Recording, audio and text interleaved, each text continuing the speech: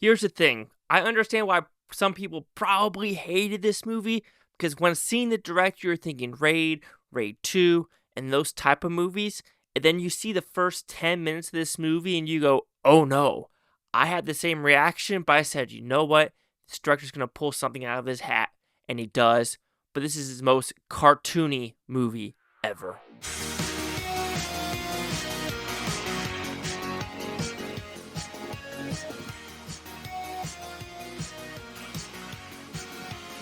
Chase Lee Hockey here with the Blue Futon reviewing Havoc. So what's about it is a simple premise. Dirty cops, drug dealers, mayors, just a corrupt city with corrupt individuals everywhere. Politicians, cops, regular people, drug dealers, Asian cartels, everything galore. And you're going to get Gareth Evans to direct this movie. Like I said, he did Raid 2, and I want to say Apostle, if not mistaken, as well as this one. And you're going to get some hectic shit. Apparently, this was filmed 4 years ago, 2021. It is now 2025, and it's finally coming out, and because of a lot of reshoots, apparently. And you can kind of tell where the reshoots are, especially, I would say the first 10 minutes is that, because I won't lie, the first 10 minutes is rough. It is straight CGI/AI generated car chase. I mean, nothing real whatsoever. Absolutely nothing real. And you go, oh shit.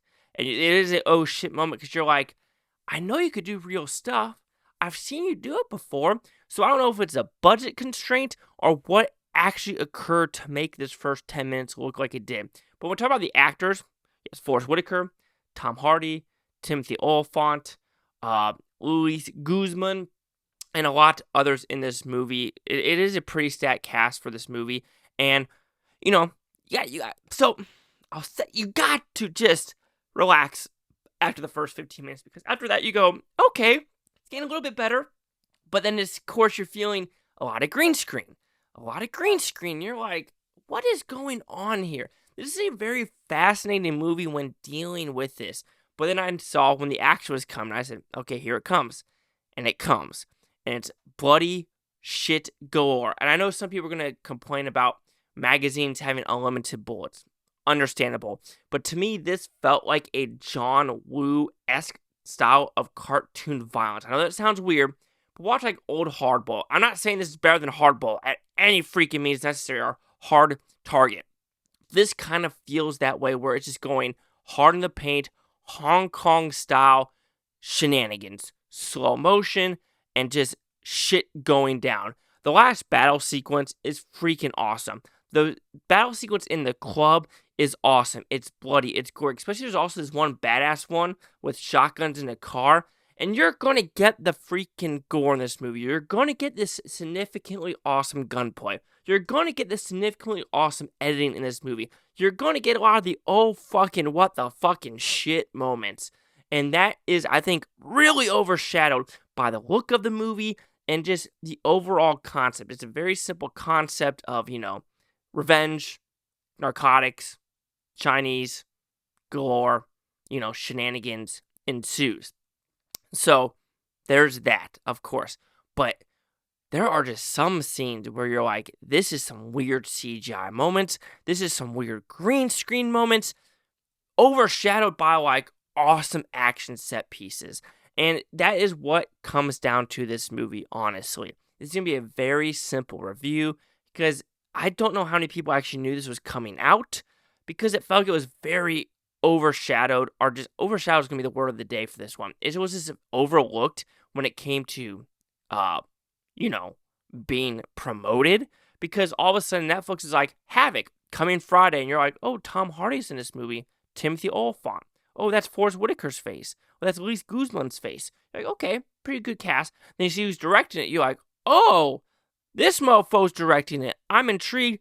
Then you start seeing some of the reviews and like audience score being like god awful, like they hate this movie, and how they're dogging it for the opening 5 minutes, opening 10 minutes, and the ridiculous, gunplay. Which there is reload moments. There are interesting aspects of, like, I actually like seeing shells and casings come out of the gun most of the time. Other times they aren't coming out, and that really frustrates me when dealing with guns. It's like, at a point, be realistic to an extent. And that's why I think Sinners did a good job, too, with the right? Yep, casings are coming out. So you're like, thank you, Ryan Coogler, for doing that part right. But this movie, it is weird. Just the look of the movie as well. It's just this gritty, grainy look to it. Like, it felt grindhouse Hong Kong, old school cartoon gunplay. That's the best thing I can say about this movie. So you're either going to like that aspect of it, or you're going to actually despise what this movie does. Was I ever bored? No. This movie was never boring. Sometimes it was so bad, it was like a train wreck. But the other times you're like, give me more. This has a lot more slow motion as well compared to other Evans movies. And that's why I do think there's a lot. He tried something different. He tried like the CGI AI aspect to try to make something unique. I don't think it worked as well as the envisionness of it. I did enjoy it, but it wasn't just like, I don't know. I really enjoyed it, but then other times I'm like, what are we doing with the look of this movie? So this is it's going to be in the positive category, right, for me. I just don't know to give it a 60 or a 70. I just don't know right now. But overall, Havoc. It's a havoc of a movie, and that's either in a good way or a bad way by the look, the action, the acting, and just in general. It is a all-over-the-place movie, and either you're going to like it or not. I think I liked it enough to recommend it, but be forewarned, just make it past the first 10 minutes. I know the first 10 minutes is kind of rough. So Havoc will receive a 3 out of 5 Futons, which equals that 60%. So let's see the critics and user scores that gave this one. So we have a 66 with the critics with 95 of them, audience score at 37. And I'm pretty sure people didn't make it past the 10 minutes. That's why it's at 37. Critic consensus: an enigmatic crime saga punctuated with bravata action sequences. Havoc may feel like a retread of director Gareth Evans' past glories, but for audience addicted to his ballistic style, the formula still rips. And he doesn't make a lot of movies anymore. I know he's trying to produce the Raid remake, but it looks like his movies, Havoc, Apostle, Raid, and Raid 2. Oh, and then VHS 1. So actually, he did do Miranchu and Footsteps. I never heard of Footsteps, but I own Miranchu, actually.